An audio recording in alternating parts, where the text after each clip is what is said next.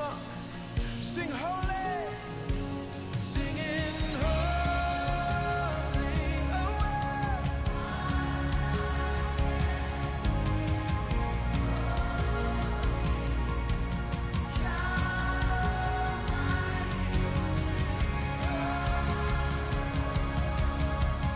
Oh, singing holy is your name. Oh, singing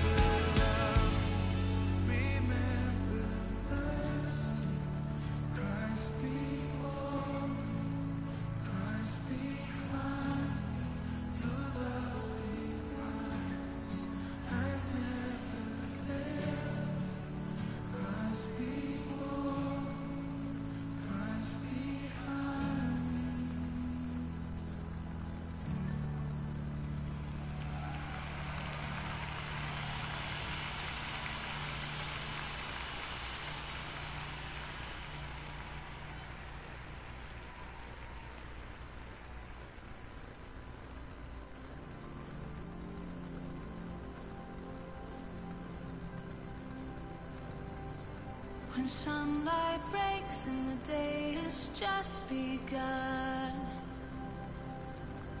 in the still I'll wait for your voice to lead me on. Eternity residing in my soul. Oh, I'll follow you till the day you call me home. Here now with you, I have heaven in me. Everything's changed and I will never be without you, without you.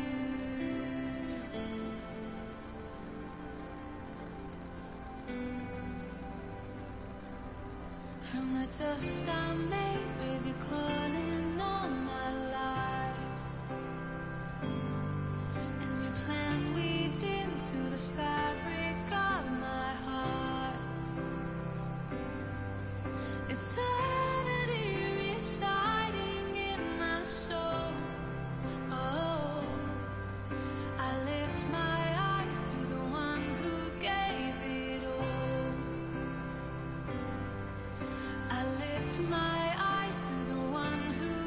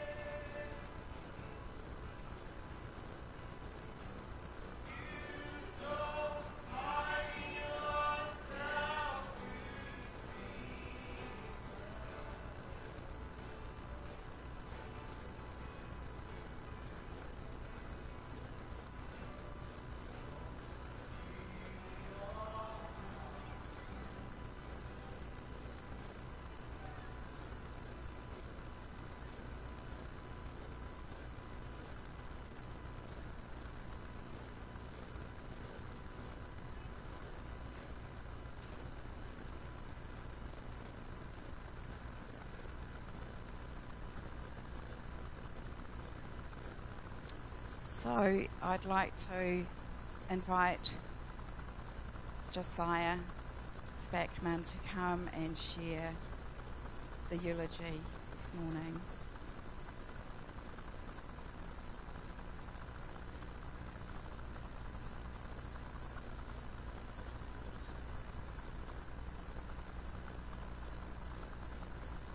I guess that's why we're holding it then.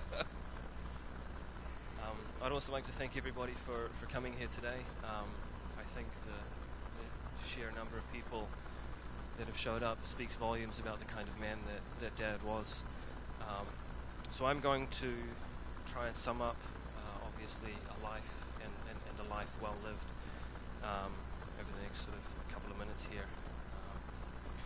So Roger was born April 12th in 1965 in Grocka, Papua New Guinea, in the Eastern Highlands at tribal Oraguti.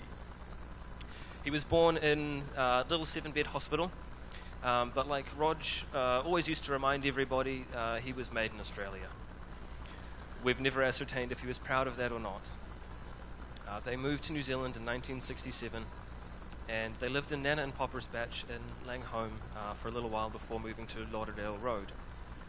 His parents, Shirley and Peter, purchased a dairy in Browns Bay, where Roger used to like to take a bite out of the crusts of the loaves of bread and return them in backwards into the bags so that nobody would see. He went to school at Birkdale North Primary, and when they were out living at Rothsay Bay, he had a great chopper bike that he used to love retelling the story of, where he fell off and knocked himself out, one of the bikes with the big chopper handles. One day he was cleaning out Wendy's fish tank and he was siphoning out the water. He also ran inside and tripped up and broke his 2 front teeth. So it seems Dad was always in the wars. Another day he was out on a surfboard and fell asleep. He got so badly sunburnt that his whole back became a blister. He had to sleep on a rolled up sleeping bag, and this is where his reputation as the sunburned policeman came from. He went to Murray's Bay Intermediate and worked at the chip shop. He would ride his bike from Beach Haven to Browns Bay, including up the Eskdale Road Hill, which for those of you who know it, you'll know it's quite a massive hill. He went to Birkdale College, worked at Food Town for a little while. He left school at the age of 16 and started working at Transport Hydraulics. Now, he had this job at Transport Hydraulics for 18 years, and Dad's mum Shirley would often pop in and see him. He was definitely her favourite son. But 18 years at a job is a bit of a testament to his dedication that he would have for whatever he set his mind to doing. So Dad was saved at Auckland AOG in 1983. He began to attend Birkdale Baptist and volunteered at the church in 1984. So he left his job at Transport Hydraulics for a brief stint as a pastor's aide on a volunteer basis at Birkdale Baptist, which is where he met Mum in 1984 at the youth group. He had been invited around to her house to restring her guitar one day, and she immediately fell in love with him, hunting him down, and they began dating the following week. Being a man who had quite a way with words, he took Mum out to dinner, but he let her know that this was his last $20. Presumably volunteering at a church doesn't pay very much. He said to her, "I wouldn't have taken you out to dinner with my last $20 if I didn't think this was going to last." And last it did. They got engaged 6 weeks later when Dad asked Mum to marry him, but that was just after he had had his wisdom teeth pulled out and he was still very, very highly medicated. So Mum accepted on the condition that he ask again the following day once the meds had worn off. The two were married in February of 1985 at Birkdale Baptist, and they honeymooned around the Bay of Islands. At the wedding, the pastor spoke about how a 3-stranded cord is not easily broken, referring to Mum, to Dad, and to God. And it's when the going got tough that is definitely what held them together. Shortly after, when they were married, a situation arose where Dad had the opportunity to defend Mum, and that was the start of his lifelong desire to protect and to stand up for his family. After a little while, Roger went back to work again at Transport Hydraulics, They started to attend Glenfield Baptist, and I came along in January of 1987. So prior to getting married, Dad had never really thought too much about having children. However, when I came along, he instantly fell in love with fatherhood. At least that's what Mom tells me. I was a bit too young to remember. So this brought out a hilarious side in Dad that Mum had never seen. He was completely involved with fathering from birth. Everything from changing nappies to bathing. He would get up early with us kids as well and get breakfast sorted while Mum had a small sleep in until he went off to work. He would cheer on the sidelines at sport matches, and he would go on camps to Boys Brigade with us. He would help with homeschooling, and he was basically involved in our lives in every aspect, even as adults. Mum and Dad built a Beasley home at Hindmarsh Street, and they moved in August of 1987, and they started attending Northwest Baptist Church, which is now Westgate Baptist, in January of 88. That's where Dad became a worship leader and a youth leader. With his youth leadership, he would build rafts. They went on many camps, on bushwalks, on car rallies, photo rallies. They did Bible studies, and he was always trying to help the young people to grow in their relationship with God. Child number 2 came along. David was born in June of 88, which made life in the Spackman household pretty busy. Dad loved how David smelled, which sounds kind of odd, but he also loved his spirited personality, which definitely hasn't changed, except for when he wouldn't go to bed. Funnily enough, the gaps between children increased more and more after Chum came along, with Casey being born in November of 1990, and she was Dad's first little girl. He was totally besotted with her. Having 3 children under the age of 4, though, was certainly a busy time, but he always managed to find time to spend with us, each individually. He would always sit down and he would read stories and give us that kind of quality time before bed each night. In 92, Dad had his first panic attack, which began his lifelong journey of an anxiety disorder, and he had a full-on breakdown, only just managing to continue working at the time. He was seriously suicidal, but he managed to overcome those dark times, staying there for his family. This gave Dad a lot of first-hand experience, which he would later draw upon to empathize and understand people as he helped them in his pastoring ministry. Coming out of his breakdown, he gained a lot of weight, and this put a lot of pressure on his already irritated stomach. He began vomiting every day as soon as he would wake up, and this got worse and worse, and his stomach valve very rapidly deteriorated. Sometimes he would vomit without warning, and this led him to needing a Nissen fundoplication to repair the valve just kind of at the top of his stomach there. Samuel was then born in February of 95, and he was apparently quite an easy and placid baby, which was a very welcome relief, seeing his dad was quite ill at the time, but his smile brightened every day for both Mum and for Dad.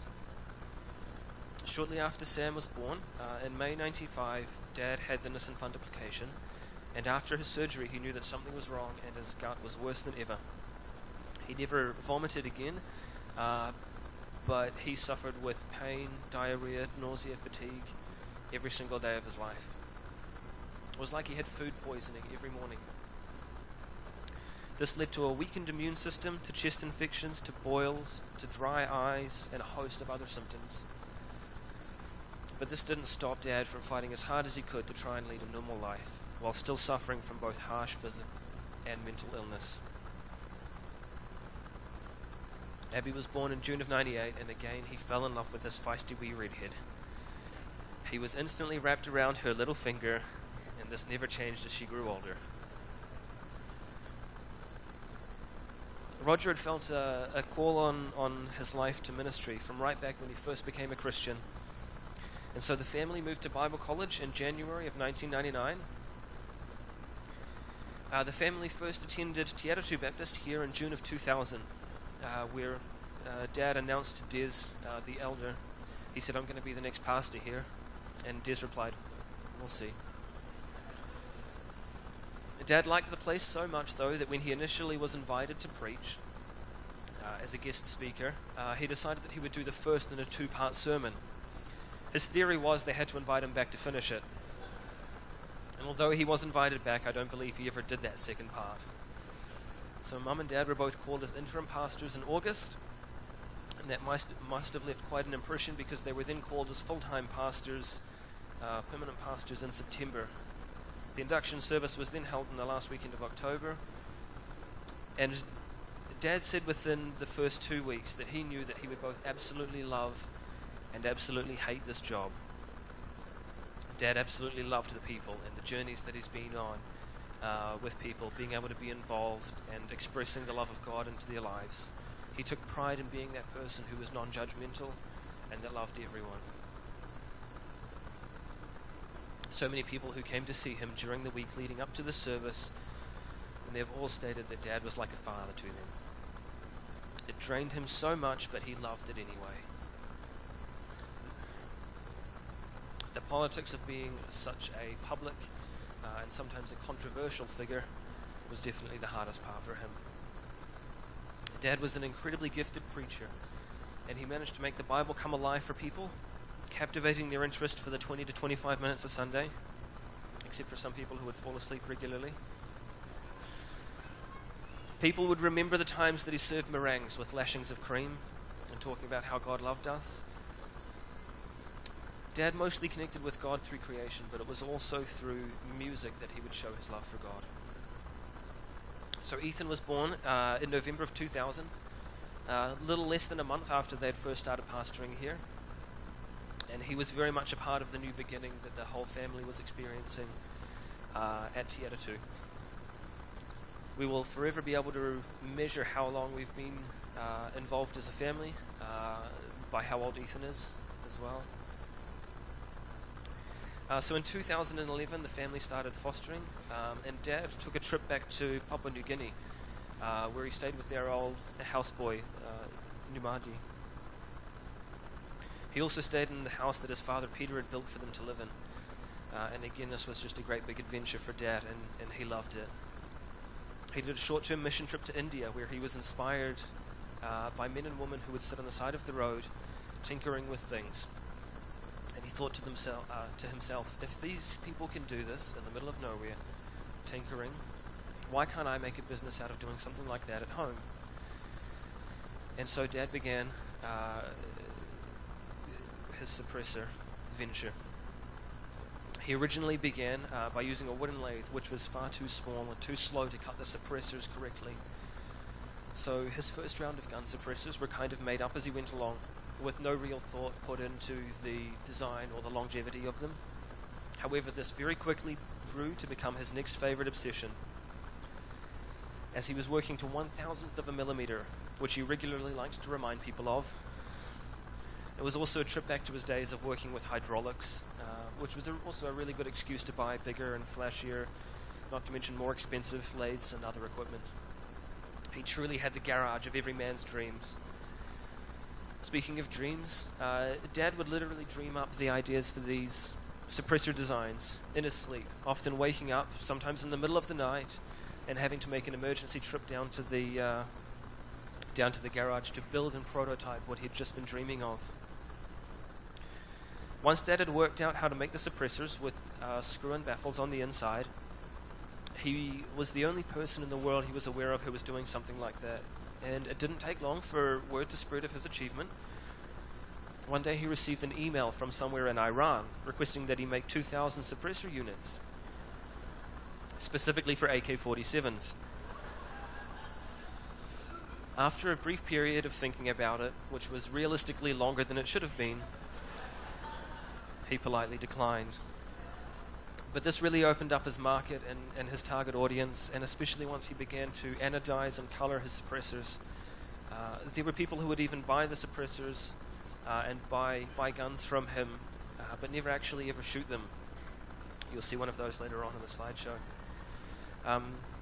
They would keep them on display as prized pieces of artwork, and he was so proud of that. Roger would also use this time while he was working with the machines to mentally prepare for his sermons on a Sunday. He would use it to pray and also as an outreach in a very non-traditional community. His suppressor clients struggled to believe that he was both a gunsmith and that he was also a pastor. Conversely, churchgoers often struggled to believe that he was a pastor and a gunsmith. So Dad continued to battle with his physical health, and he fought so hard to live a normal life, very rarely letting it get the better of him. He could be chronically ill, but still get up and preach 10 minutes later. I think there was only one Sunday that Mum had to ever step in and preach for him, and that was because he was in hospital.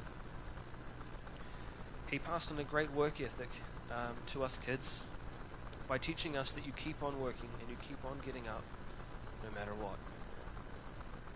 So Mum and Dad continued their transitional foster care for 6 years. They'd fostered 26 children in and through their care.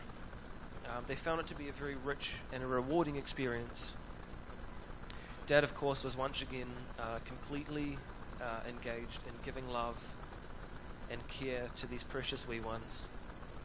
Some of them are even here today. Like everything in Dad's life, this wasn't easy, but he did it well, and he did it to the best of his abilities. Dad could fix anything. He understood how things work, and he was like this with people as well. In 2014, Dad found a drug that put his illness into complete remission after just 3 days. This, of course, was the corticosteroid prednisone. He was on and off it for 2 years.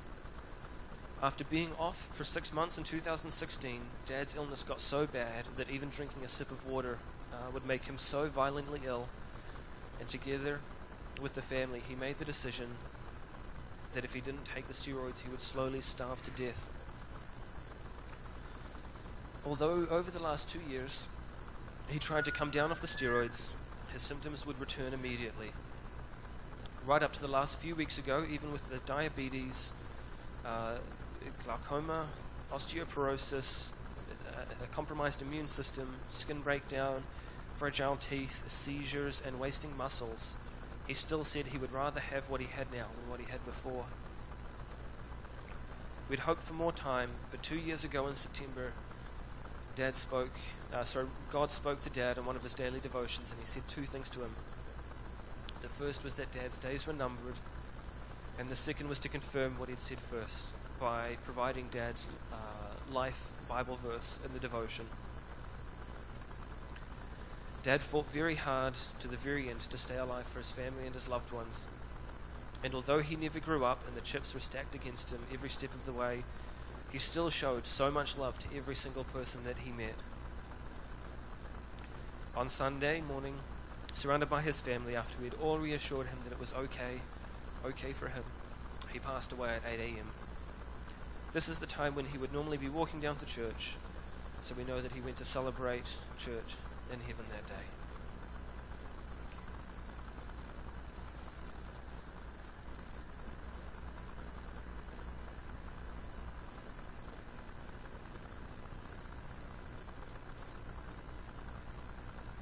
Such a rich life. At this time, Abby Spackman is going to come and lead us in the song Beautiful Name.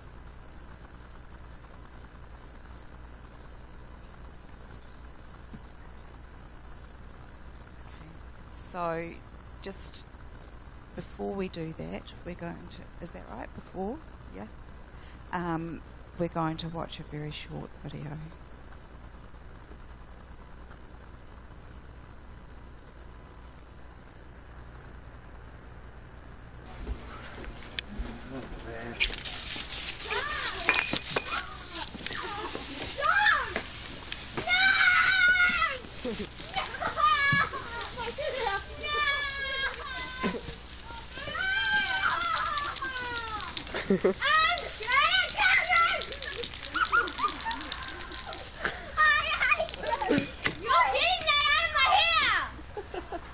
It's actually quite cold.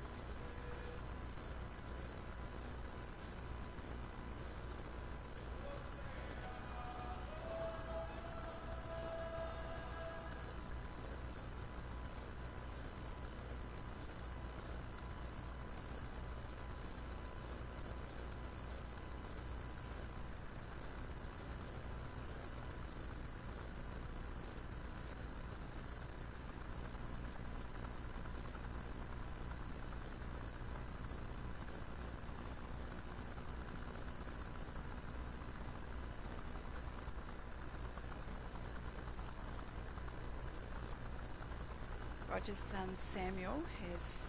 Are you? Oh no, sorry. Oh, everyone's used to me doing this in our church. So David is going to come and share some memories of his dad.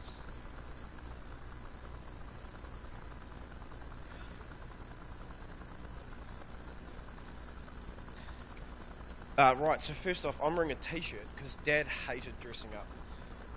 And my collar's popped, so that's... He hated dressing up. And it's funny because he actually hated things being about him, but he actually loved it at the same time.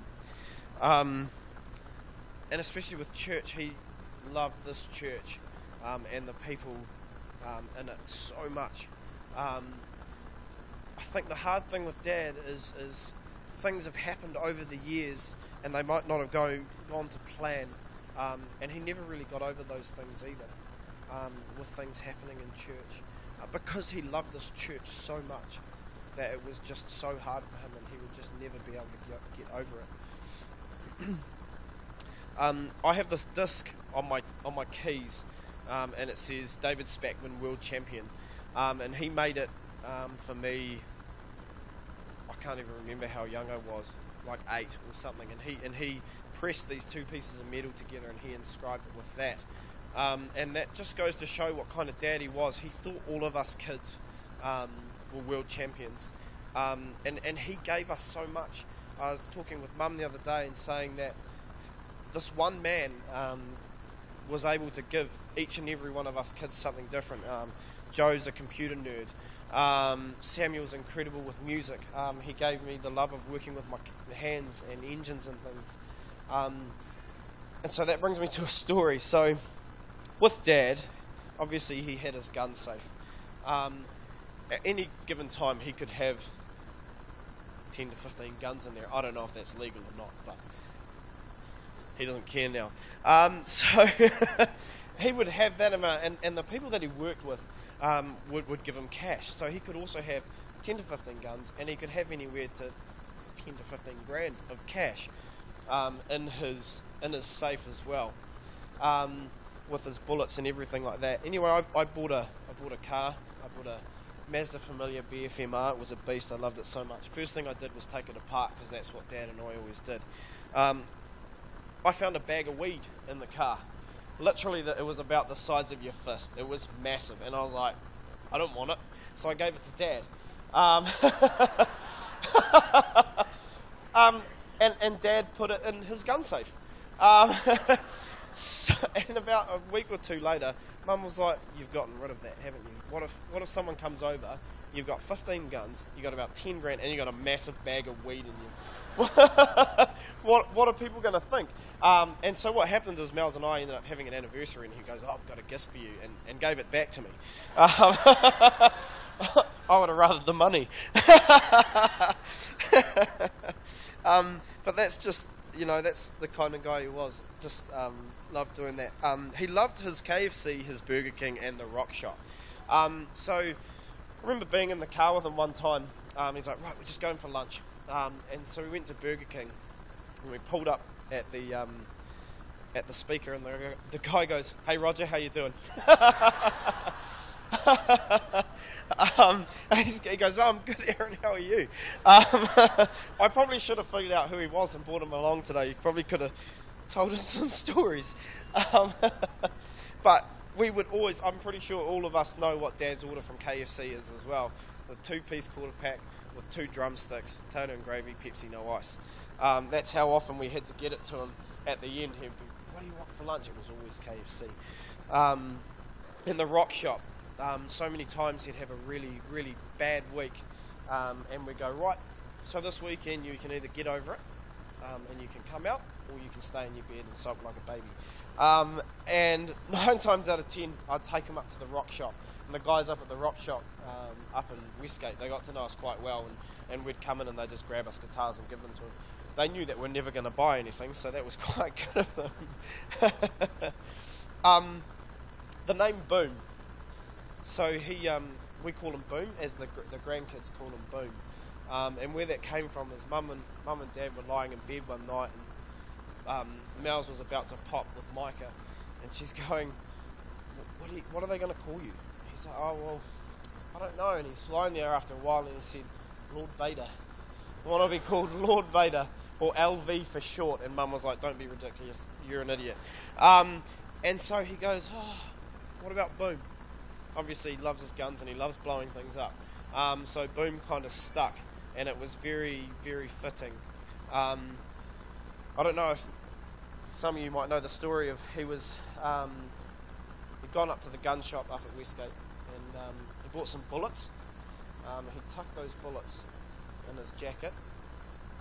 As he was riding back, he was on his motorbike, and in between Westgate and Lincoln Road, dropped the bullets all over the motorway. So he had to pull off, and he rang the police, and he said, "Hey, look, I've just dropped some bullets on the motorway. They're only 22 bullets. Don't worry, they should be fine. I'll wait here for you to come in and sweep it."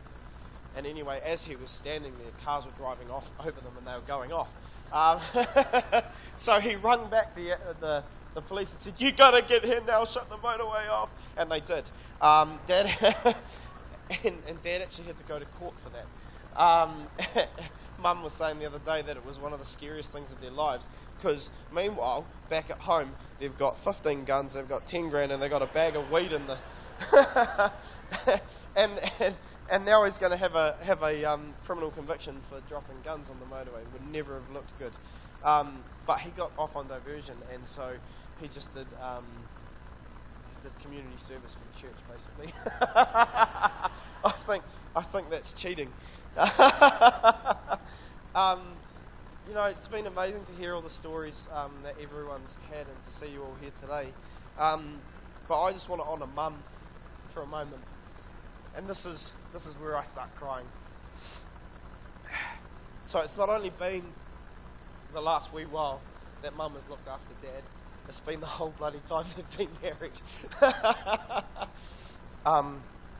And we were when we were we went with Mum, Joe and I, to the doctors to talk to him about what we can do with Dad. And the doctor even was just saying, you're an incredible woman, and how you've stood by him for so long, and everything. That's the love that should be between a man and a wife. And so I thank you, Mum, from all of us, for everything you've done. And I know that we'll all be here for you from now on as well.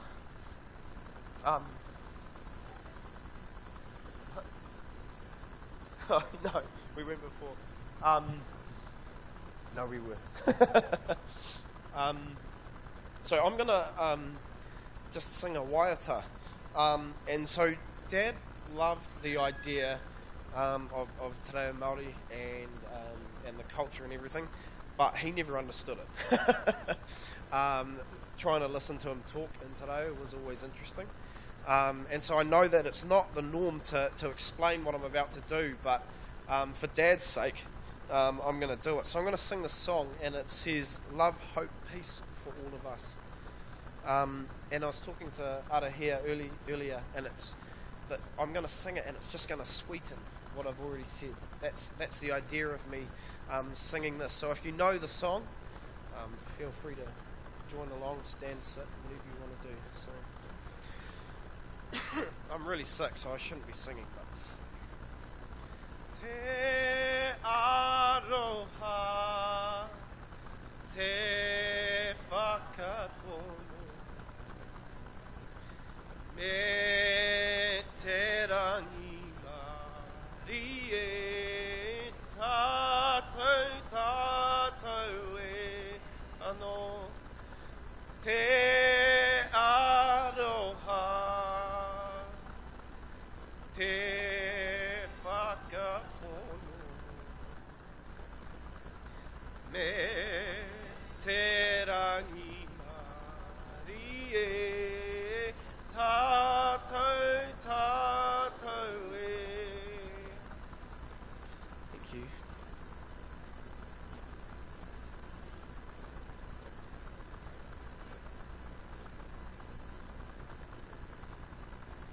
Thank you.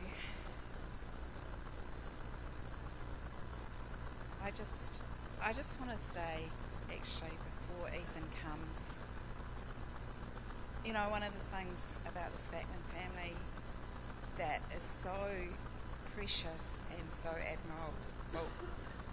admirable and beautiful is that they have ministered and grown as a family in this place. Every single one of them serve and love God and serve this church, and I know that's what both Roger and Debbie believed, that you get your kids involved and they truly are part of the fabric of this place. So I'm going to invite Ethan now to come and share his memories.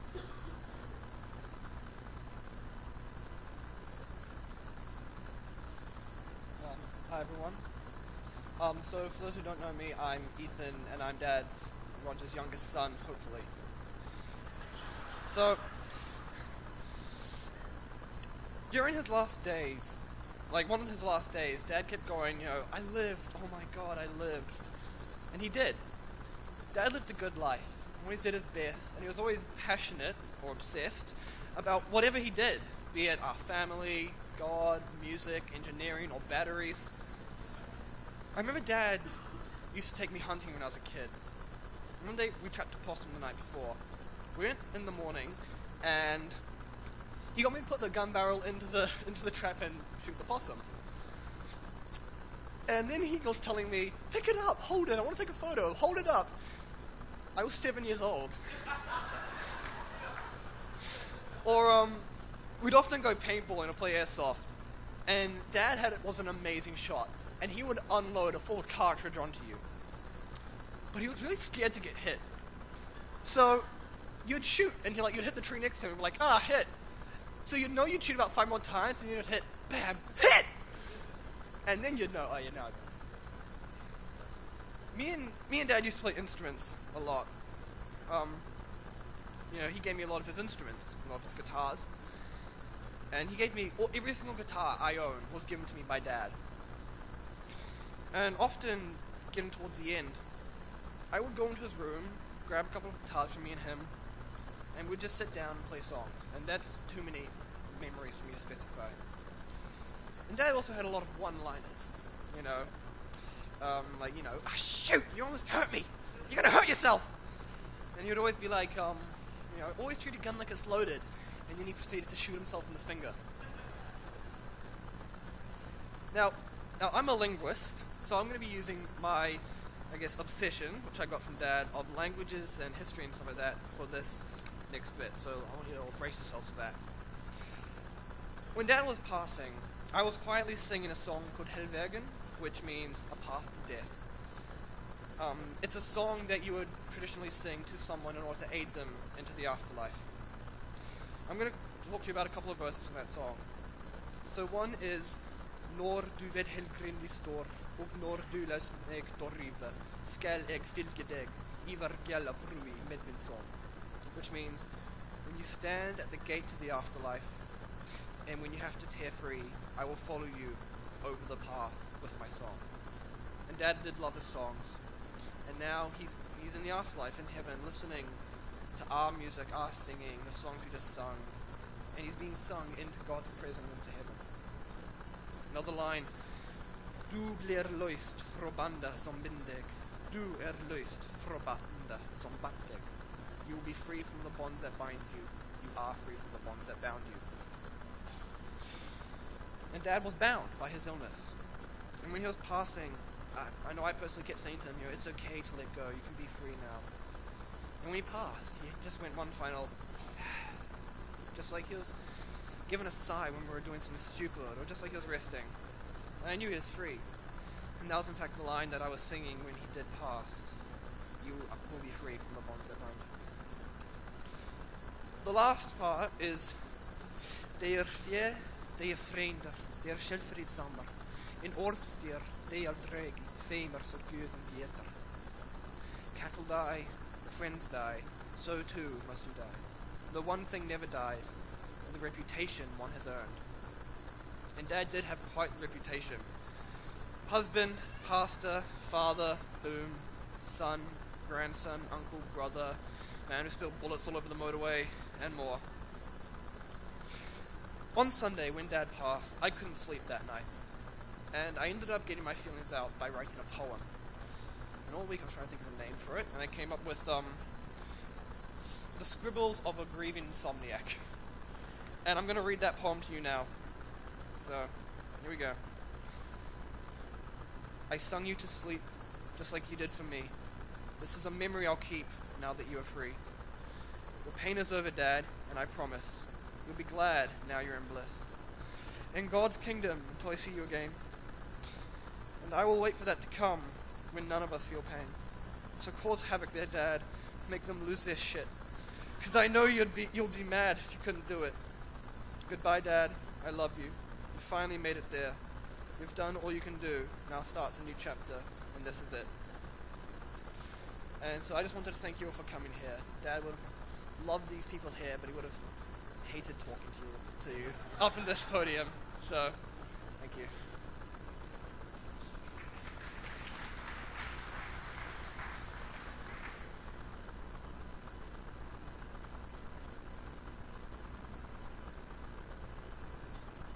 Samuel is now going to come and sing a song that he wrote for his dad.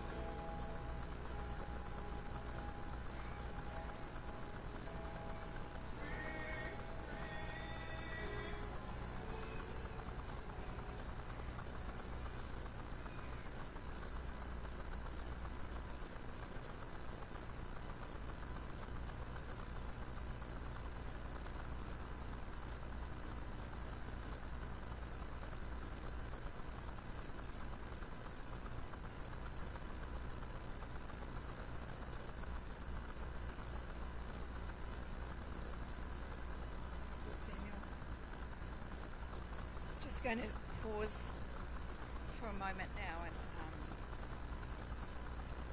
view a slideshow of Roger's life, a montage of his life. So just, I'm sure there may be some shared memories amongst us all as we watch this.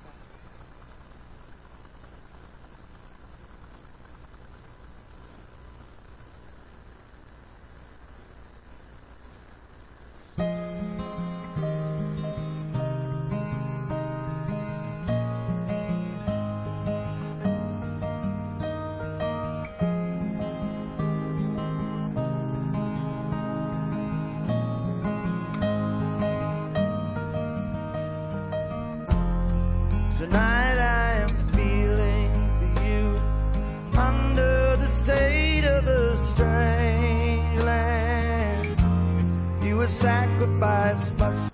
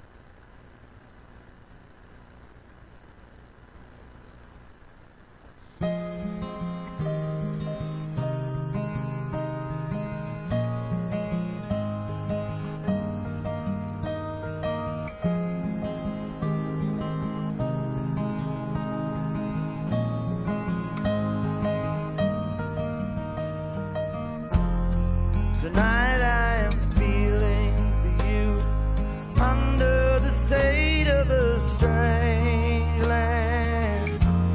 You would sacrifice much to be here. Therefore the graces I offer my hand. Welcome home. I bid you welcome. I bid you welcome.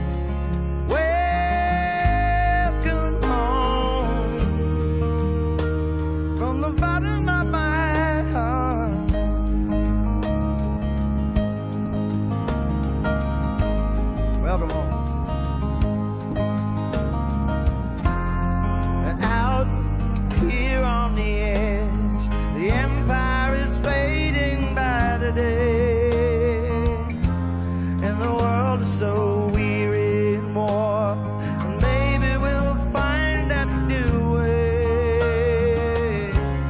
So welcome home. See, I made a space for you now. Welcome home. From the bottom of our hearts.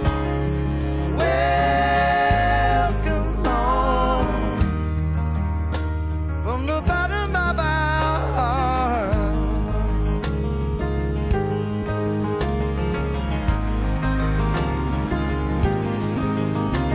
Whoa!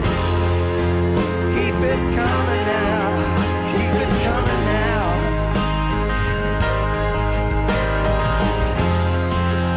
You'll find most of us here with our hearts wide open.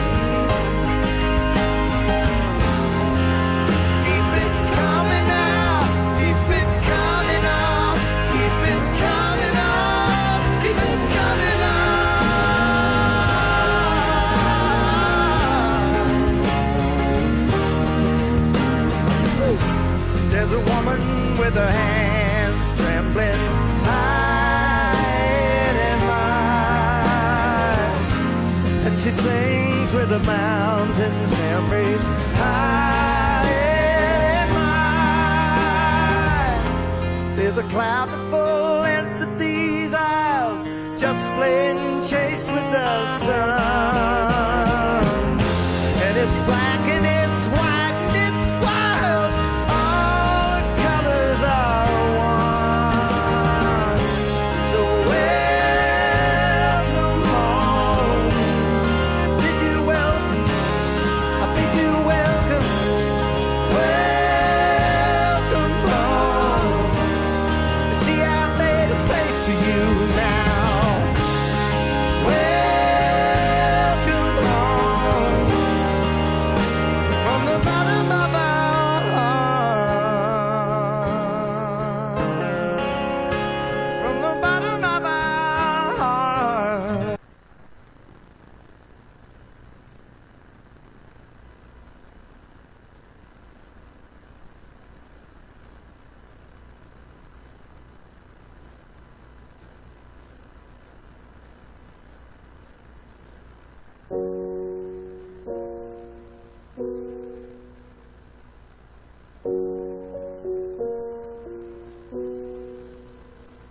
I took the supermarket flyers from the windowsill. Threw the day old tea from the cup. Packed up the photo album Matthew had made. Memories of a life that's been loved. Took the get well soon cars and stuffed animals. Poured the old ginger beer down the sink. Dad always told me, don't you cry when you're down. But Mum, there's a tear every time that I blink. Oh, I'm in pieces, it's tearing me up. But I know a heart that's broke is a heart that's been loved. So I'll sing hallelujah. You were an angel in the shape of my mom. When I fell down, you'd be there holding me up. Spread your wings as you go. When God takes you back, He'll say hallelujah, you're home.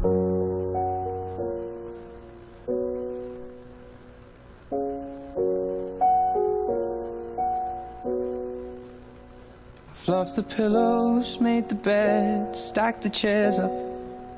Folded your nightgowns neatly in a case.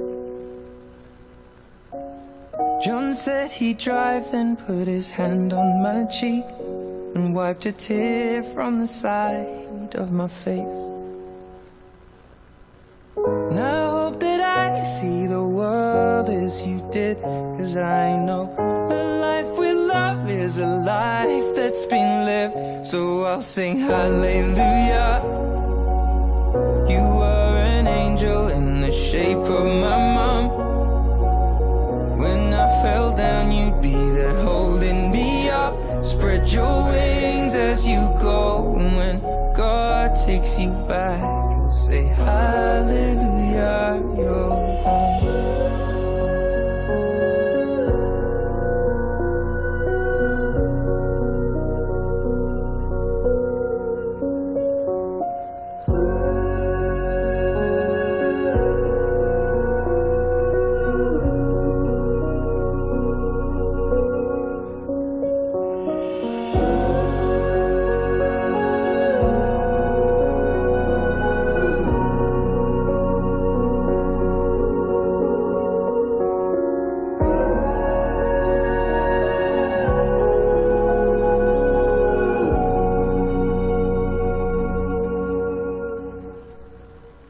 Hallelujah. You were an angel in the shape of my mom. You got to see the person I have become. Spread your wings and I know that when God took you back, He said hallelujah, you're home.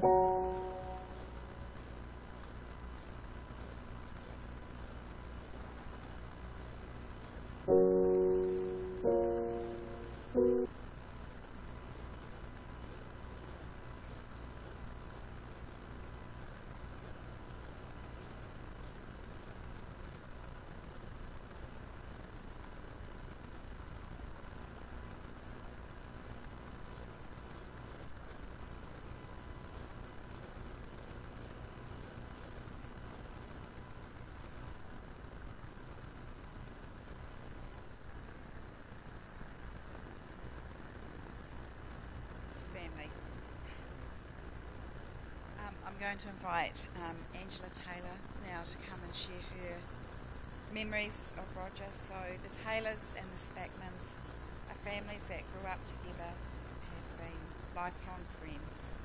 So, Angela, welcome.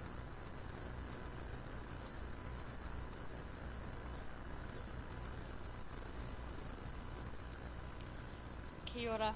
Well, actually, we didn't meet the Spackmans until 1991, when we, Steve and I, began our journey at Bible College of New Zealand, or now Laidlaw College. My first memory of Roger then was when he asked me how many children I'd like. I politely answered none, to which he promised me he would start praying for me, especially for Steve, because he just knew Steve would want lots of children.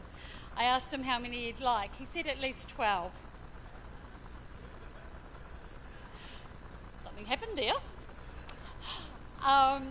2 years later, I had changed my mind, had nothing to do with him. And we were blessed with our Caleb, and 16 months later, Samantha followed. We didn't really know the Spackmans very well then, but, you know, just sort of 6 weeks before Samuel was born, so we thought, why not have a Samantha? It was really useful when we were in coffee group together. Though one of them was naughty, you'd just say, Sam, and they'd both go. And never quite knew who was in trouble, but it was good for discipline. Since then, our lives have been woven together in a unique and blessed way. Probably I knew life with Roger was going to be quite exciting or interesting or one or the other when Debbie went home from coffee group one day to find that Roger had disconnected the stove for her and had it out on the deck and was water blasting it because it really needed cleaning. He was doing the inside. It's not the recommended way, but it worked. Debbie assured me that she told him he could turn it on first. And then began our adventure, really. And our lives have, you know, as I said, we've been intermingled. When Roger and Debbie went to Bible College, we were so excited because we felt it was the beginning of an incredible journey. We've done, well, I didn't do the men's group, but, you know, Stephen, the guys did men's group with Roger, and we could see such amazing potential in a man who loved God, loved his family. And when he came to this church, he fell in love. He probably didn't fall in love with the building, but he fell in love with the people. And, you know, we've had the privilege of being involved in a number of projects here. Of course, you know, TWOP was always a lot of fun, and our son Caleb loved hanging out with David and climbing huge structures and creating things. And Roger, even if he wasn't well, he would be involved. He always was connecting something, putting something together. In fact, I'm sure if the world could be solved with gaffer tape and in a hot glue gun, we would have no problems at all, because they were everything could be fixed with that, it seemed. He was a man who was transparent, and I think because of his transparency, he made us feel safe. He accepted us where we were and who we are, all our foibles and all. There was Steve reminded me that if there was a bit of an odd circumstance that had happened, usually at his instigation probably, and you were telling him about it, he would just say, "Oh, really?" Followed with a smile. He allowed the skills that he had to continue to develop, whether that was with preaching or whether it was his business. He may have had lots of fun with the things he had in his gun safe, but he was a man of integrity. He was a man who wanted to provide for his family and was inspired by his trip to India. He was a man who felt that he had made peace with his past when he returned to PNG. It held such a special place in his heart. He was, at times, a little bit rough around the edges. I may be slightly more proper than he was. But that didn't really matter. It was the way that he loved that attracted us to him, no matter what season of life he was in. He loved Debbie with an incredible passion, but he loved people also. There were many times when he may not be well, but he felt that I needed a visit, and Debbie would appear. They have a unique way of being in your life, the Spackmans, at the time when you need them most, whether it be a phone call, an email or a visit. And we hope that we return that to them. Just as King David in the Bible laid up a legacy for his family, Roger laid up a legacy in his. Each of his children display his strengths, his determination and his leadership, but most of all, his love. His life was permeated with love.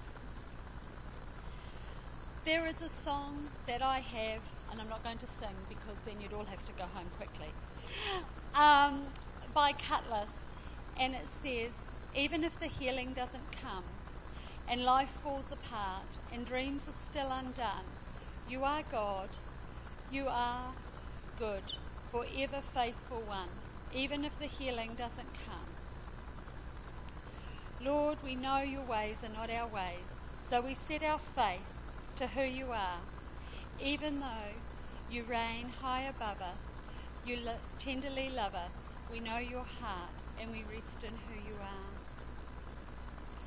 Because, Roger, the healing never came, well it did last Sunday, but he was a man who battled through that. He was a man that brought inspiration to many, related to many.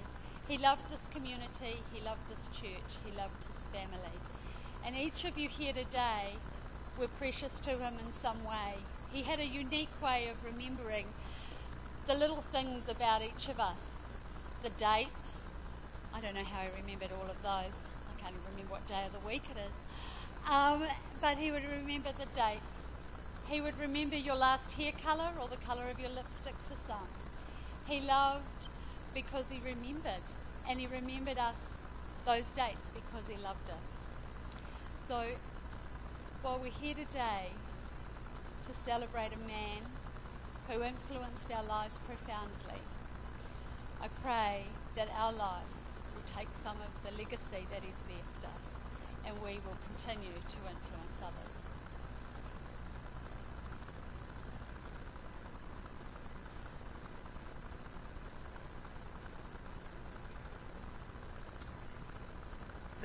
This year our church celebrated 60 years, and I'd like to invite Des Merritt to come and share. Des, although not a founding member of the church, has been with this church for those 60 years, and I know and have heard many, many times has been an incredible support and help to Roger and Debbie in their days of ministry. Do you want to come down and do that? Hang on to where I'm right. Morning, everybody. Probably can't see you because the lights are shining in my eyes. That's usual if you're up here and you're speaking.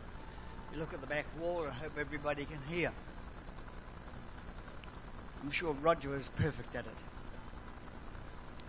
Many people arrive at a place at just the right time.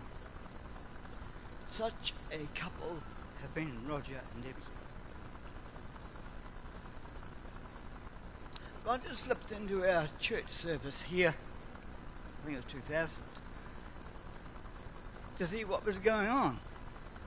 A very small congregation. We had recently lost our pastor and were looking for another.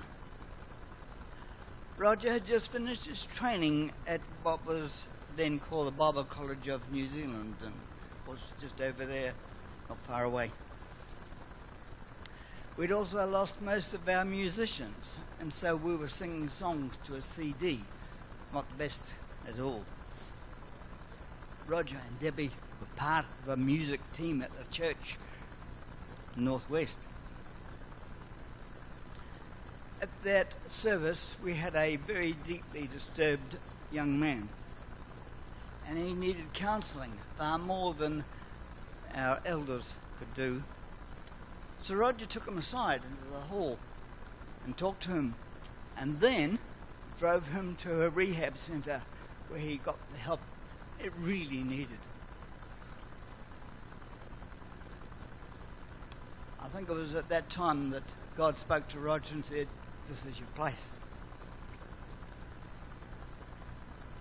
Many times, Roger and Debbie stepped into those deep places in the lives of the people.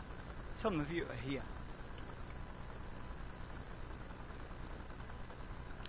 I don't know when it was that Shirley said to Roger, "Oh, we used to live in Taikata Road, and this church sent us out as missionaries in the early 60s.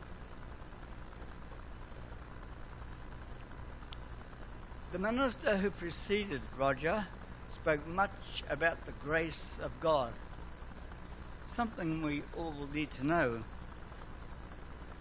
But Roger and Debbie together have lived out the grace of mankind. Roger, as Mordecai said to Esther, "Who knows, but you are here for such a time as this.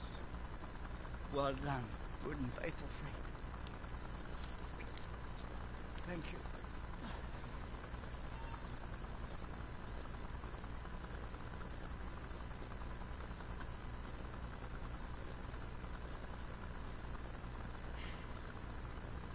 Thank you, Des.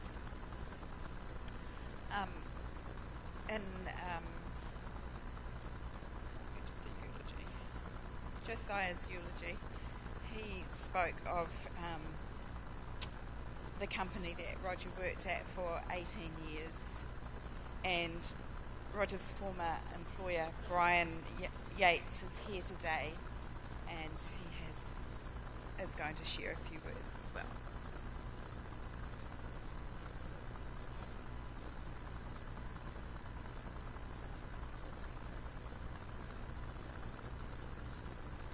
Brian, I got to know Rod many years ago when he came to work with us at Transport Drives. He was already involved with youth work, and at the church he attended, Beach Haven, we were privileged to work with him through the years of the 80s through to the 90s, and Marlene and I were happy to share his time as a workman with us and walk through his life as a young man. Roger became our foreman and in the factory, and as time went by, I had to be thankful that he was there, as I had to leave the factory at times. I would know I could be relaxed and know that he would take care of things and make sure the men were working and knew what they were doing. And so it made life easy for me. I could relate to a number of things, but I won't waste too much time. But he became really skilled with operating the lathes and the other machinery, and got to understand the types of material he was using, and shared them on with the workers. He was not only good with the workers, but he was respected by them all, and handed on his knowledge to them in a way that was very encouraging to them.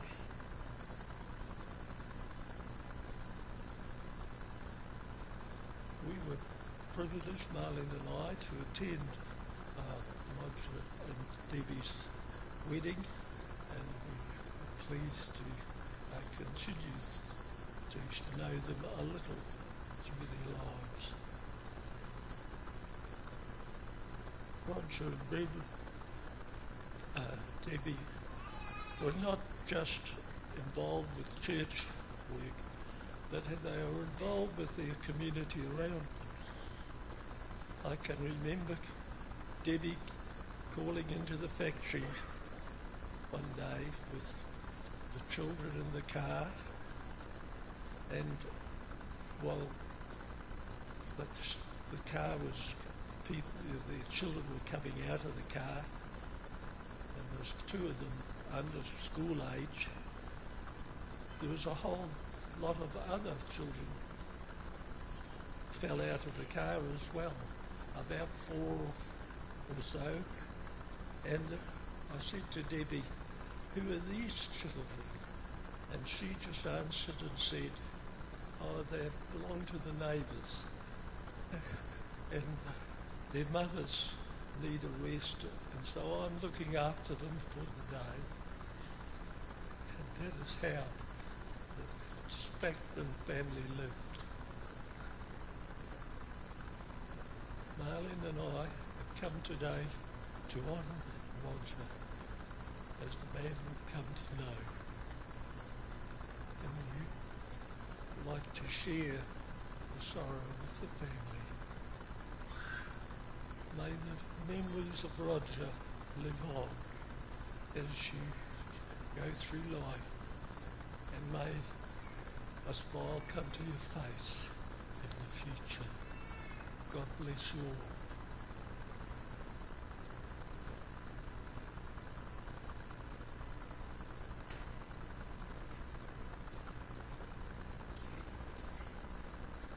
The next person that is going to come and share their memories is Roger's dear friend, Chris Rust.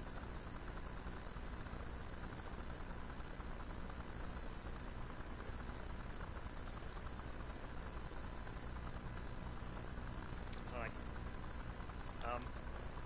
Please excuse the nerves. Roger used to often say that the greatest fear, even more so than dying, was the fear of public speaking. I think at this stage I'd quite like to trade places with him.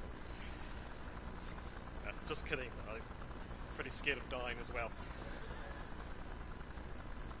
Anyway, I count it as an honour and a privilege to be able to say a few words as we say our farewells to Roger today.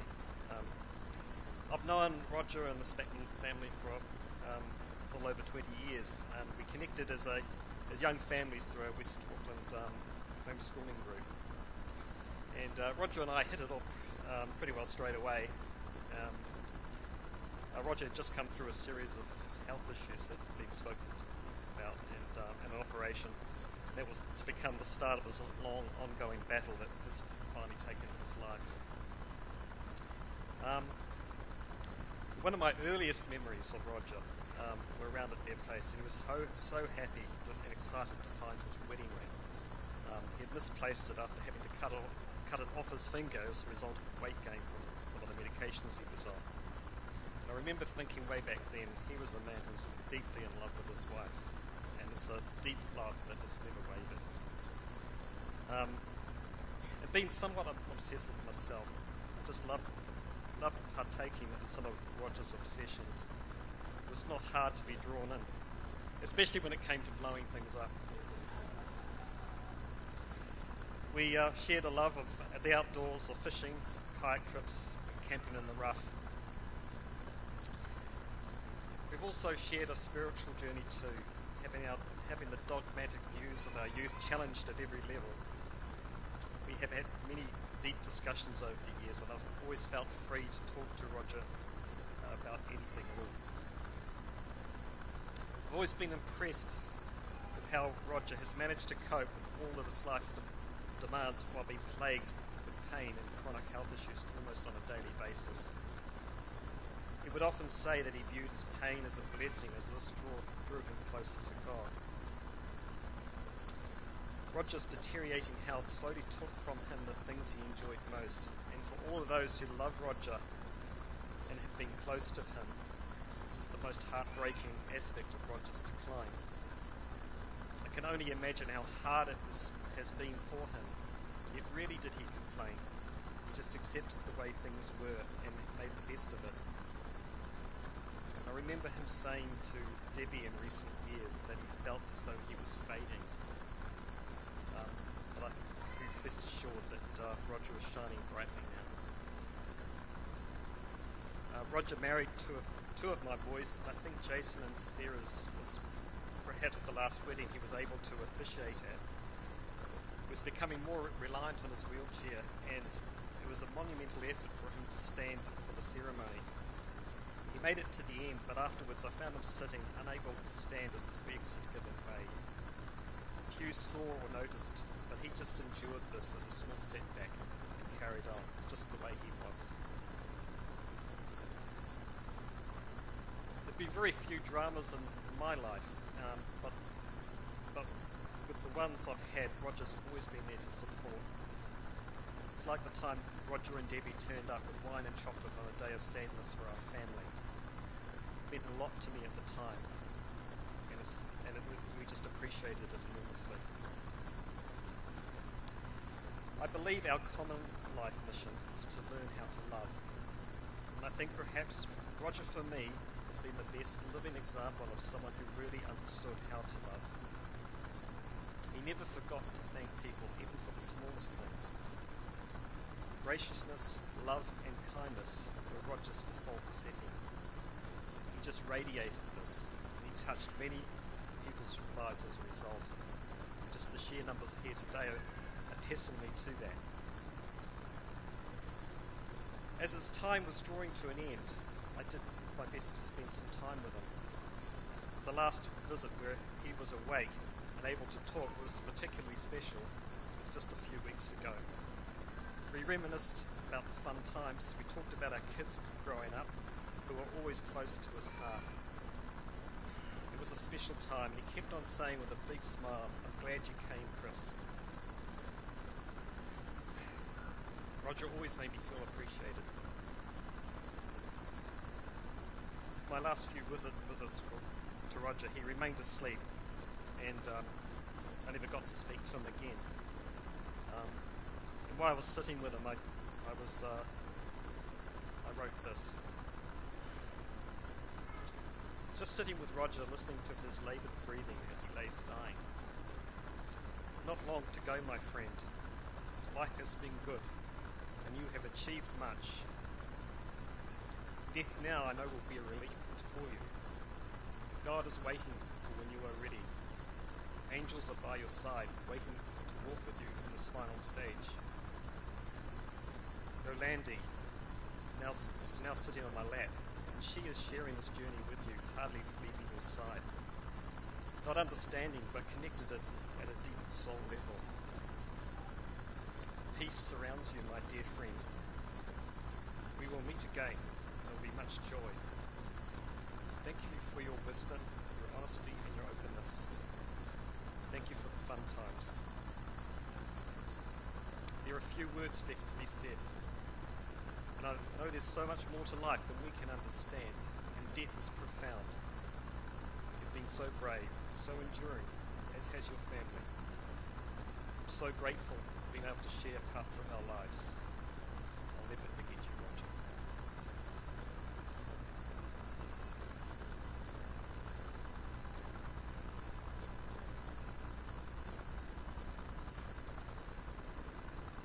And I'd like to invite now Rawiri Oti, who is the pastor of Henderson Baptist.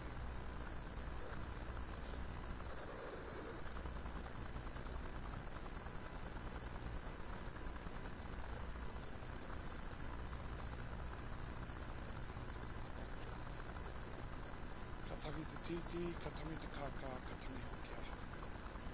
As the titi bird cries, as the kaka bird cries, our eye cries. Tihe mauri. First of all, I want to acknowledge our Lord and God, our Heavenly Father, whom Roger loved so much, and his Lord and Saviour, our Lord and Saviour, Jesus Christ, and the Holy Spirit. te honore me te karakia. Much glory and honor be the name of God. And to acknowledge Roger for the life that he lived, a full life, an awesome life. To acknowledge you, Roger. And Debbie, and your whānau, children, grandchildren. And to all of us here, tēnā koutou, kia ora ngā tātou katoa. Well, Roger was one of a kind, wasn't he? I mean, he really was. He liked to blaze his own path, and he blazed that path right to the end. I mean, he wouldn't do things the way other people did things. We heard earlier that people were surprised that he was both a gunsmith and a pastor, but that's not surprising when you know anything about Roger, that those two things would go together in his mind.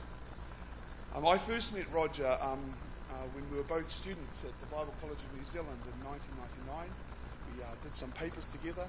He was the altogether, good guy, but it was always off with his family, and I was the single man looking for the woman. That was kind of our gig. We didn't have a lot to do with each other at Bible College, but I remember those days fondly. But our pastoral careers kind of went together. We both became pastors in 2000, just down the road from each other. I was at Henderson as the youth pastor down there in those days, and he was here. And we've shared different times. Our lives have come across each other's paths at different times, and they've been fun times when they have. The best memories I have of Roger are from 2008, and we already heard a little bit about this India trip that changed his life. Well, I got to do that trip with him, and it was a life-changing trip. For 4 weeks, we were over in India, and mostly in a place called Tripura, where New Zealand Baptists have worked for over 100 years. And it was an inspiring thing to be there. But Roger was just so fun. He was just so light-hearted about everything, and everything he poured into this thing. And I've got these great memories of him bartering with the people at the time. I think it was the last day. We were leaving, and everybody wants to go. And he's like, I just got to go and get some leather jackets. I got to go. I've seen some awesome leather. I'm going to go and get some leather jackets. It's like, we're all going, mate. We're going to catch a plane. And he was bartering away. And it's like, how many leather jackets does one person need? I don't know how many he bought. It was a lot. I think he gave them out to everybody. It was very cool. We also shared this awesome time. We were in a van, and we were traveling through the middle of nowhere in India. And we saw this group of elephants, like so enormous, like twice my height, and made me look small. They're like amazingly big creatures. And Roger goes to the driver, hey, do you think we can ride those elephants? Like, who thinks of that? These working elephants, big, strong elephants. And so the driver gets out and talks to the owners, I guess, of the elephants. And sure enough, me and Roger sitting on top of this elephant. It was a very, very amazing experience. Pretty scary, actually, too. But it was very, very cool. That's something that Roger and I shared and even spoke about the last time we met, just a week or so before his passing. I also remember his heart for children. I always kind of associated Roger with children. And one of the things that I saw from him that kind of epitomized this was that we went and visited a hostel while we were over there in India.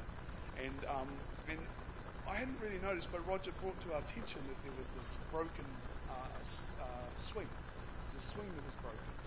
And he inquired a little bit, and he found out that this swing had broken some time ago, quite a long time ago, and hadn't quite been sort of made right, and so hadn't really been enjoyed much because it broke within a very short time. And I remember him saying right at the beginning when we saw that, he goes, I'm going to fix that swing before we go.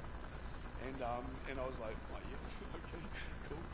And anyway, he went about when we had downtime, and we didn't know what he was doing, buying leather jackets and stuff, When he was out doing his stuff, he got all the stuff he needed, and he went and he fixed that swing.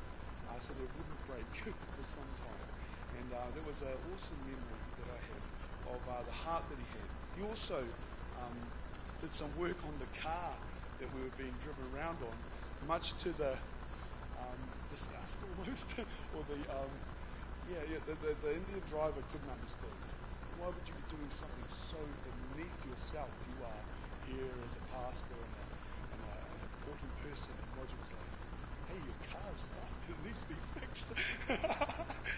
And it was just such a such a joy to see him work in that way, such a humble way. Most recently I've known Roger because of his involvement with the Pastors Cluster that I'm a part of, where a group of local Baptist pastors joined together. And Roger hadn't been a part of this. He was quite, I'd say he took some pride in not being too much involved in the Baptist stuff too much, keep on the edge, a bit on the fringe, and that's cool by me. It's awesome. But he committed to us. He said, I want to come and be a part of you guys for this season. And for close to 2 years, we enjoyed his company, and the beginning parts of when his illness got really bad, I guess. And it was a wonderful thing for us to learn from him, this humility and this grace, even though he was so unwell. His resolve and his determination and the love that people have spoken of that he shared, even though he was so unwell. And so, Debbie, we thank you for the times you brought him. You were part of that too. And we're so grateful for that.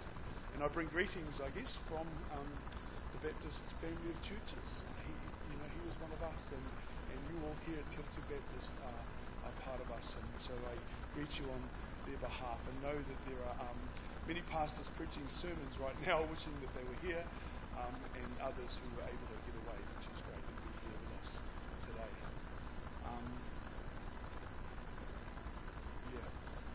My heartfelt condolences, Debbie, to you and to your family. It's such a big loss, and I think when we spoke last, it's one of those things of, you've travelled a hard journey so far, but there's still more of the journey. And we, I just want to say our love and support and care is for you. I know that, and for your family, I know there are people around you in this as well. But many of us care.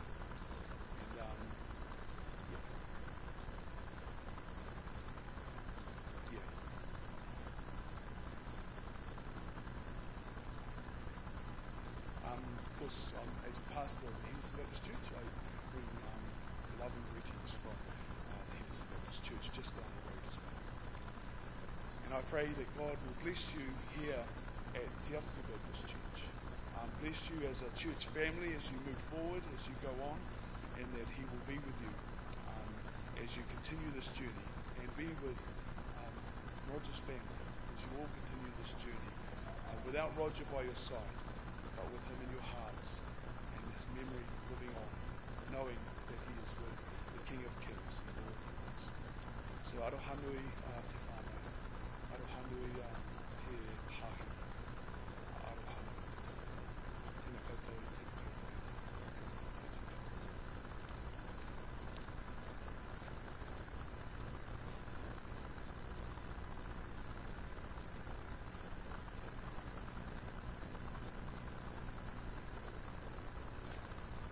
There are many themes about Roger and the family that are coming through. And one of Roger was a man very generous of spirit, and their home, the Spackman home, was always open.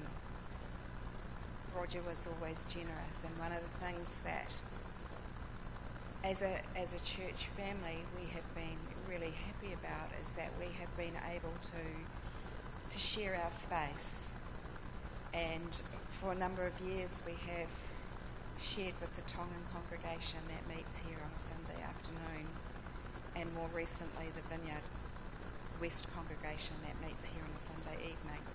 And that's just so much of the generosity of Roger and the family to say, we've got a great space, let's share it. So at this time, the Tongan congregation would like to just come and honour Roger and Debbie.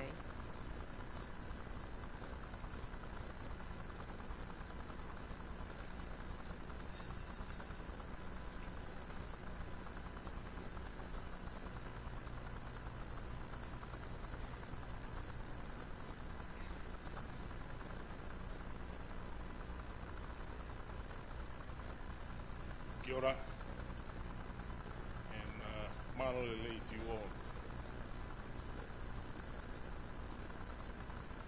We're here today with our minister, Reverend George, and those two beautiful ladies, on behalf of the Tongan Church. Debbie,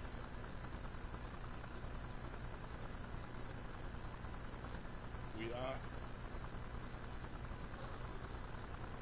and we will forever grateful for this loving man of God, for allowing us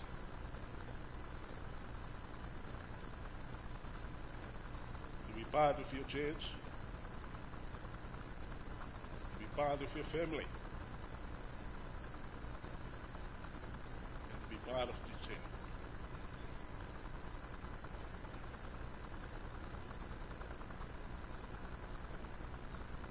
Kawange pa mo ne alo fa, pa mo ne keresi.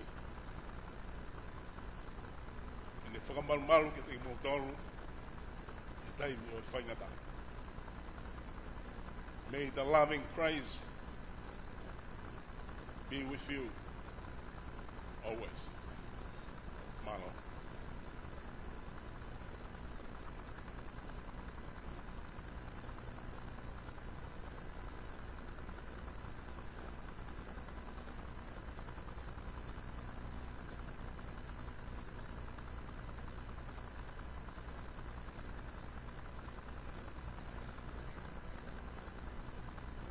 And we have another second slideshow to show just a bit more of Roger's life and antics.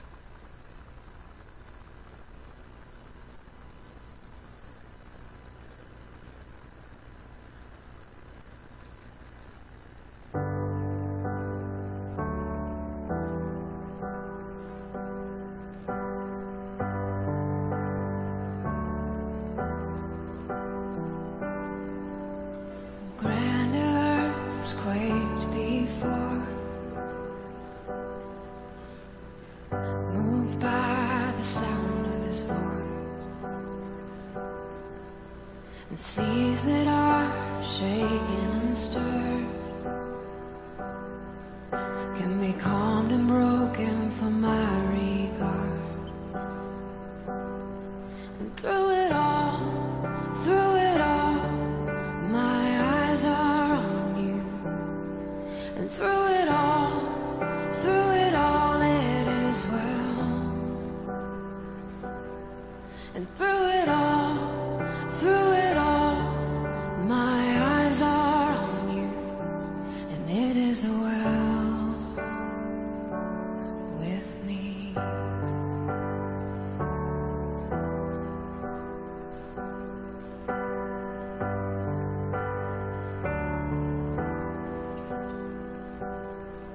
Far be it from me to not believe, even when my eyes can't see. And this mountain that's in front of me will be thrown into the midst of the sea. And through it all, my eyes are on you. And through it all, it is well. And through it all, my eyes are on you. And it is well. It is well.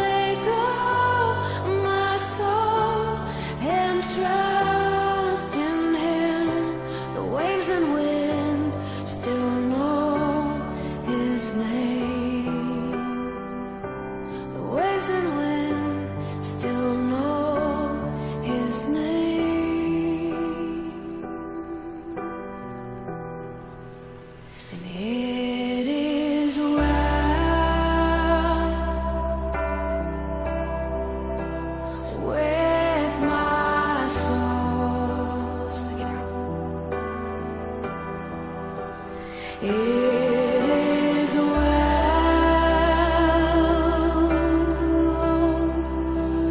with my soul. It is well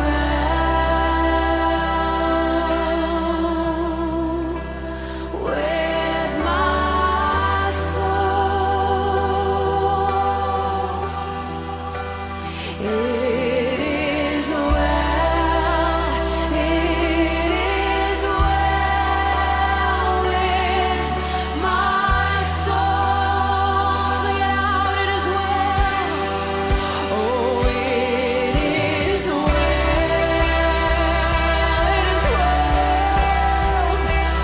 with my soul. Because of who you are, Lord. Oh, it is well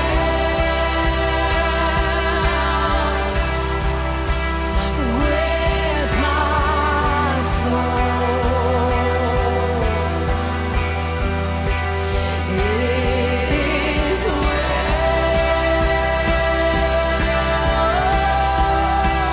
with my soul.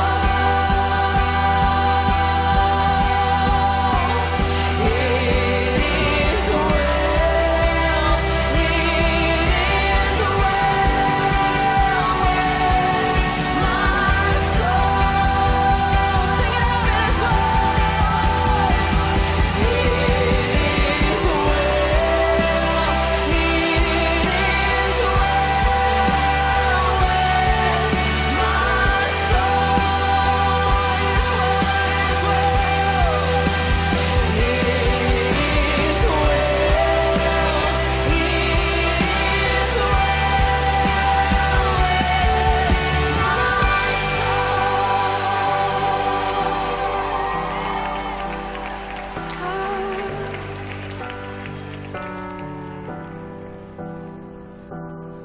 And through it all, my eyes are on you.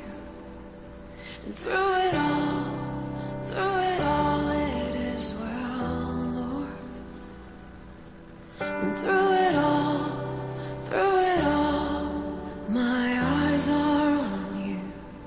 And it is well with me.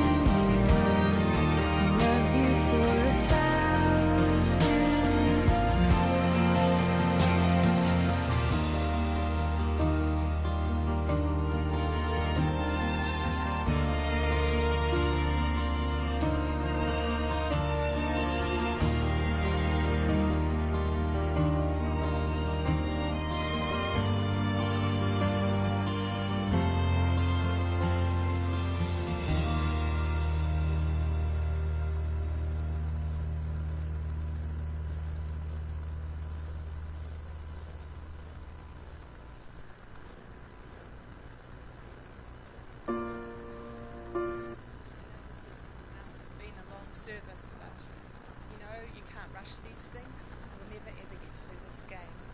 We are nearly finished. When I met Roger 34 years ago, I was drawn to him. Not at first, but definitely at second glance. And as Josiah said, when he took me out for the first time, he said I wouldn't have spent my last $20 on this dinner if I didn't think this relationship was going to last.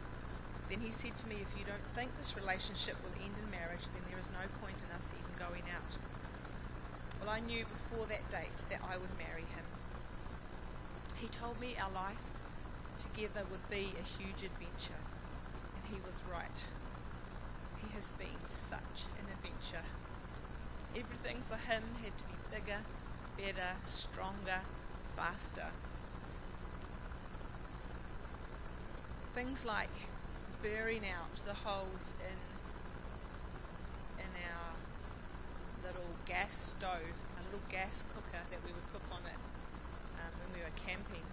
So you didn't light it and it just go, you would light it and there'd be flames this high. I think Josiah talked about when he would ride his chopper, and he used to tell me the story about the time he caught a river rat, and he very proudly put it on the back of the bike and rode through Browns Bay with it for all to see. We've had the most amazing marriage, and possibly the hardest, but we could look at each other and know what the other was thinking. We could finish each other's sentences. We could laugh with and at each other. We made a beautiful family together, and we've gathered so many others along the way. He was like a papa bear in his protectiveness and defensiveness of me and our children. He loved us when we were unlovable, and we did the same to him. He used to say that he struggled to pray, but he didn't. His life was about prayer and worship. He prayed every day for me and his children and for his grandchildren. He prayed for all of his loved ones and his church family. When you open his Bible, it's full of photos. And that's how he prayed. He would look at a photo and pray.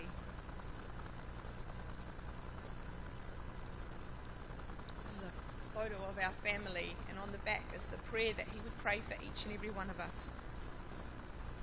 Lord, I lift my family before you now. I pray for their salvation, a vibrant relationship with Jesus where they learn to hear you speak daily into their lives as they commit to love and follow you with all their heart and soul and mind and spirit. I pray they will discover and follow your perfect will for their lives, their partner, career, friends and church.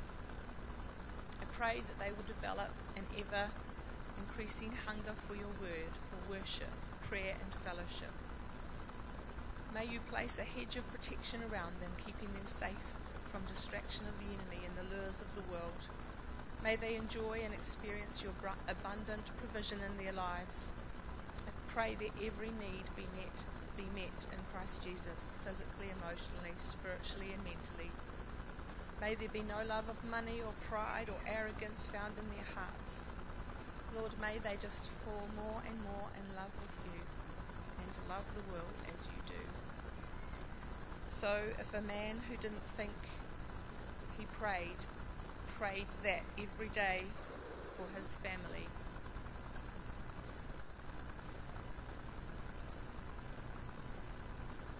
he used to dream in emotions, and I think that he prayed in emotions. He did have some very unusual dreams, and one night he dreamt that he had invented a new door, and he told me about this amazing dream, and it had hinges at the top so you could push it and walk through it. And then he realised he'd just invented a cat door.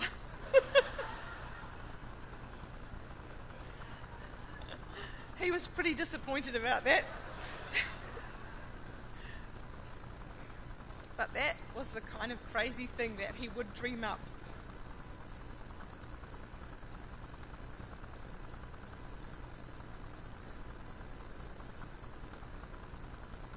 Roger, I wish that I could grow old with you. And that we could be us for the longest time.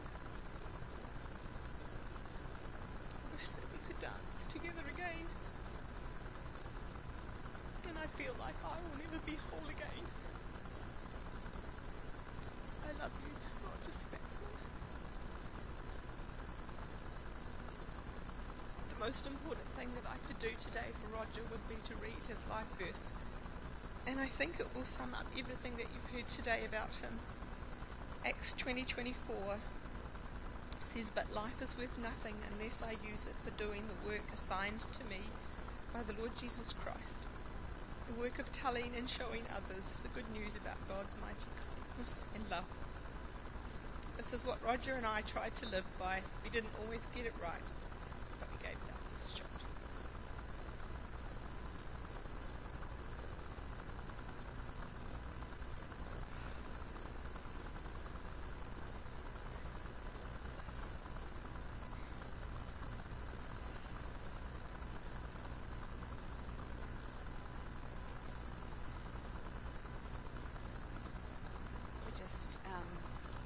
Just about drawing to the close of our service, and one of the things I loved about Rog was there was always room to get it wrong and for it to be okay. And in that vein, I was supposed to do a notice right at the very beginning. So, in pretty typical fashion for me, things are out of order. But before I do the committal, just to invite all of you to, I guess it's not morning tea anymore, but food, which is in our Sunday school hall, which is out the back. But can I please ask, the fact is that our hall actually won't fit everybody. So if you would file through and take something to eat and drink, and then come back out, and you're welcome to come back into the church or stay in the car park or go into the marquee. But we want everybody to be able to share that fellowship and share their own memories one to another together as we say our final goodbyes. One of the greatest, Rog was an incessable encourager. It just didn't seem to matter what you did. He always said, "Well done." It was probably the phrase that came out of his mouth more often than any other, was "well done." And I know that he's heard those words. "Well done, my good and faithful servant." Ewahinga te tōtara I te wānui atane. The tōtara has fallen in the great forest of Tane. Death leaves a heartache that no one can heal. Love leaves a memory that no one can steal. Today and for this past week, we have remembered, we've lamented, and we have celebrated the life of Roger Peter Spackman.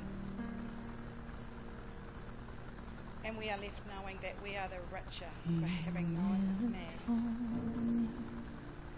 And even in his passing, we will each hold our own special memories that can never ever be taken from us, despite the fact that Roger has physically departed.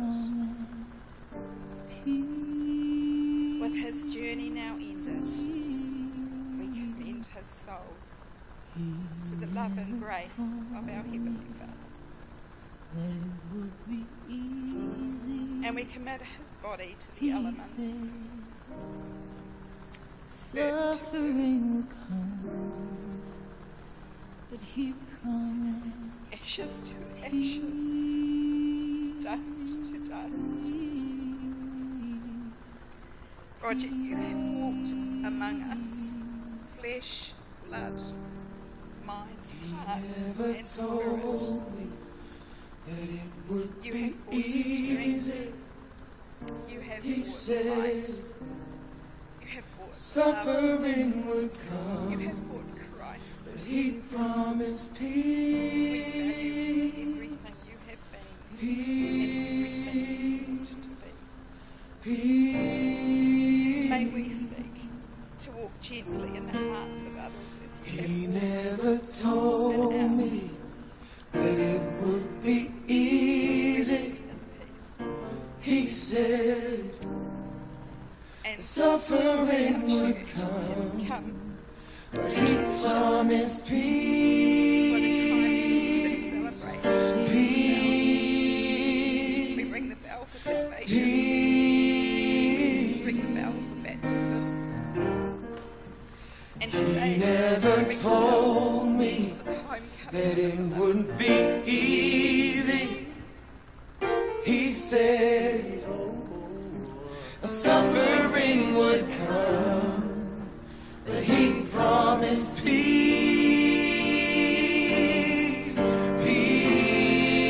peace, peace.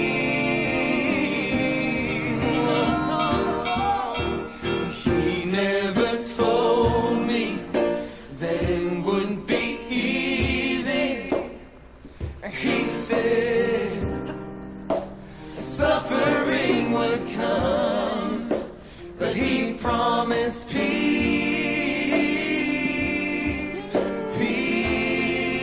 peace, peace.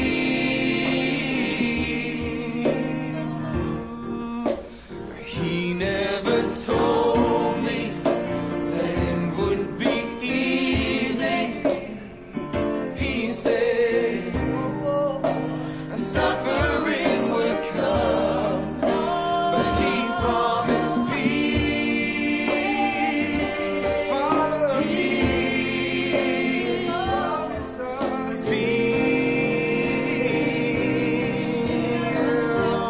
peace. He never told me that it would be easy. He said suffering would come, but he promised peace, peace,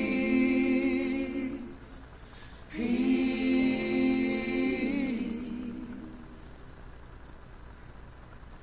He never told me that it would be easy. He said suffering would come, but he promised peace, peace, peace.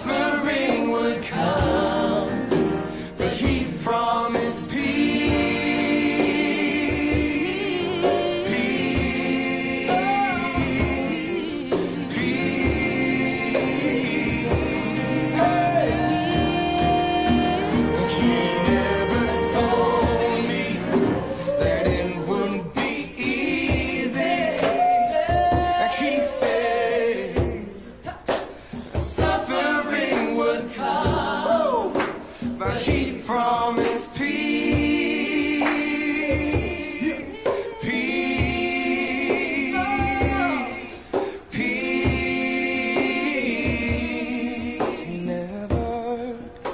He never told me that it would be easy.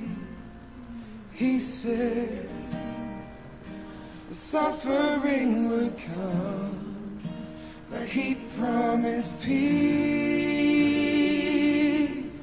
peace, peace.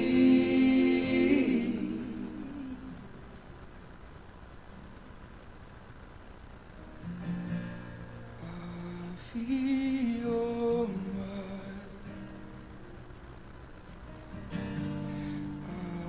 feel your mind. I feel your mind. I feel your mind. I feel your mind. We receive. I feel your mind. I feel your mind. I feel your mind. I feel